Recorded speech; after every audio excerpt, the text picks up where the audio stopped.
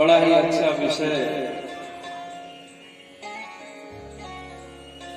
यादव जी द्वारा दिया गया कि धीरे धीरे तम का व्यतिरेक करो। कविता की अंतिम पंक्तियां थी कि तम का व्यतिरेक करना, अर्थात अज्ञान का नाश करना है, अंधकार मिटाना है, अज्ञान का नाश करना है। और अज्ञान का नाश ज्ञान से ही होगा। अंधकार मिटता है प्रकाश से, अज्ञान मिटता है ज्ञान से, और ज्ञान प्राप्त होता है गुरुदेव से। इसलिए कहा वही अपना विषय, बड़े भाग पाइबु सत्संगा,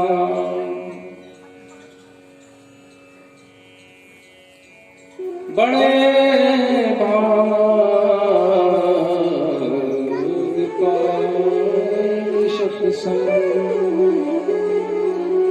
सत्संग प्राप्त हो गया तो यह निश्चित बात है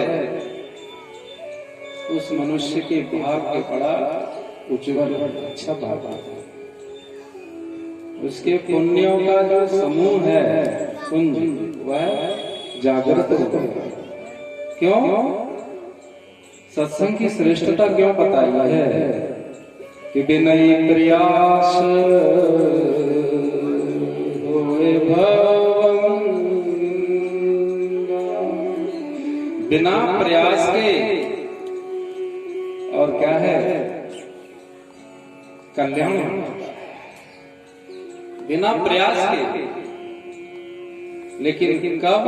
जब सत्संग मिल जाए। और सत्संग नहीं मिलता तब तक क्या है, तब तक प्रयास करना पड़ता है। प्रयास का अर्थ है सीधा सीधा पुरुषार्थ। मनुष्य जन्म पुरुषार्थ करने के लिए मिला, और पुरुषार्थ का अर्थ है धर्म का संग्रह करना। धर्म का संग्रह जो व्यक्ति करता है, पुण्य बढ़ाता है, तो फिर निश्चित बात है कि उसको सत्संग मिलता है। और सत्संग मिलता है तो क्या होता है? बिन सत्संग विवेक न होई, राम कृपा बिन सुलभ न सोई। सत्संग, नित्य सत्संग, संतों का संग करने मात्र से विवेक जाग जाता है। कल हमारी महाराज जी से चर्चा हो रही थी कि अविनाशी आत्म अचल, जग जाते प्रतिकूल। यह कबीर जी के बीजक में भी है और स्वामी निश्चल दास जी के विचार सागर में भी है। दोनों ग्रंथों में है। अविनाशी आत्म अचल, जग आते प्रतिकूल। आत्मा कैसी है? आत्मा अविनाशी है, और जगत इसके ठीक प्रतिकूल है। जगत कैसा है? जगत नाशी है, जगत नाशवान। अविनाशी आत्म अचल, जग याते प्रतिकूल। ऐसा ज्ञान विवेक है सब साधन को। इसे कहते हैं, ऐसे ज्ञान को कहते हैं विवेक। और यह सब साधनों का क्या है? मूल है। मूल क्या? कि सत्य और असत को जो पहचानता है। इसीलिए कहा इस नाशी देह से और उस अविनाशी की खोज करना ही यह क्या है, परम लक्ष्य है प्रत्येक मनुष्य का। उस अविनाशी आत्मा को समझा जाए। इसलिए तो कहा कि ये देह क्या है, ये कांच का घट है। ये देह, इसका प्रारब्ध समाप्त होते ही ये देह चला जाएगा। जब तक प्रारब्ध है तब तक ये देह है। अब यह तो पता नहीं कि प्रारब्ध कितना है, तो फिर इस देह पर आसक्त न होकर के, देह से अनासक्त होकर, देह की आसक्ति छोड़ करके और उस रहस्य की खोज में, अनुसंधान में जो लग जाता है, वही सच्चे अर्थ में मनुष्य है। और नहीं तो मिथ्या जगत में सतबुद्धि होने के कारण वह क्या है कि दिन दिन पतन की ओर बढ़ रहा है। इसलिए संतों ने कहा है कि देह, श्रीमद् भगवद गीता में भगवान कृष्ण ने कहा है, ये देह तुम नहीं और देह तुम्हारा नहीं, देह भी नहीं तुम और तुम्हारा भी नहीं देह। तो संतों ने कह दिया, पथिक जी महाराज ने कह दिया, मैं नहीं मेरा नहीं, यह देह न तो मैं हूं न यह देह मेरा है। तो पथिक जी महाराज हरिद्वार की गलियों में अपने कवित्वों को गाते हुए बिचरा करते थे। तो उनके हृदय से उद्गार निकले, मैं नहीं मेरा नहीं, ये तन किसी का है,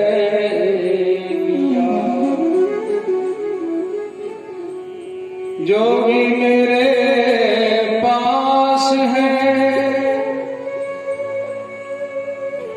वो धन किसी का है दिया,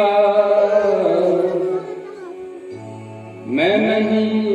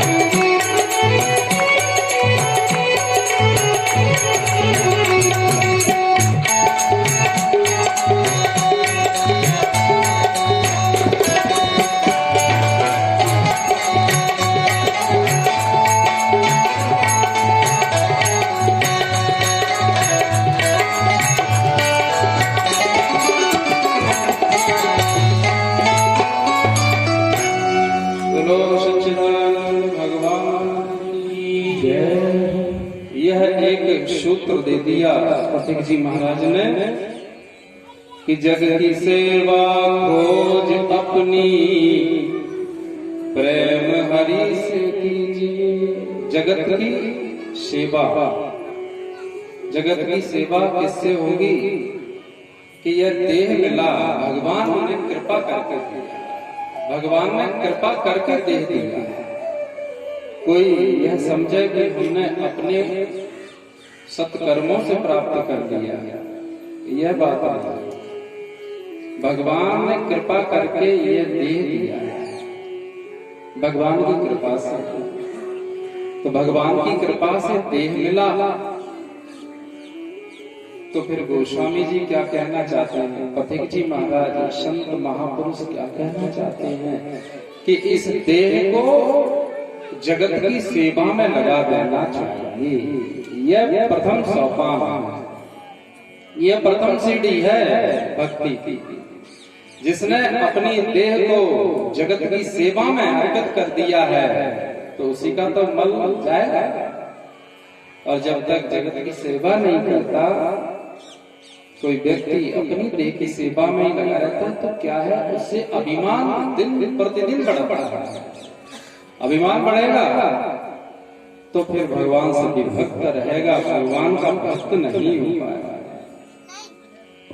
जग की सेवा, देह को जगत की सेवा में लगा दो। और सेवा का अर्थ, सेवा का अर्थ शास्त्रों ने कहा है कि देखो, जो कर्म अपने लिए किया जाता है वह कर्म बंधनकारी है, और जो कर्म फल की इच्छा के बिना बदले में कुछ न चाह के जो कर्म किया जाता है वो उसका नाम सेवा है। सेवा यह है, यदि कोई फल की इच्छा करता है तो फिर सेवा नहीं, तो कर्म है। और वह कर्म आपको बांधे, बंधन कर। यदि मनुष्य देह लेकर के और बंधते गए बंधते गए बंधते गए तो छूटेंगे फिर किस देह से? मनुष्य का देह मिला है छूटने के लिए, कि जो बंधे चले आ रहे हैं तो उस बंधन से महाराज जी मुक्ति मिली। इसलिए लेकिन कर्म यदि हम अपने सुख के लिए करेंगे, फल चाह कर के कर्म करेंगे तो कर्म बांधेगा, कर्म बंधन करेगा। और जब और ज्यादा बन जाएंगे फिर कब छूटेंगे, फिर कब ऐसा अवसर मिलेगा? ये अवसर फिर नहीं मिलने का, क्या पता ये अवसर मिले। ये अवसर फिर नहीं मिलने का, सत्संग करो सत्संग करो। क्या पता है देह खिला पिला कर देह बढ़ाए, वह भी अगन जलाना है। कर सत्संग अभी से प्यारे, और नहीं तो फिर पछताना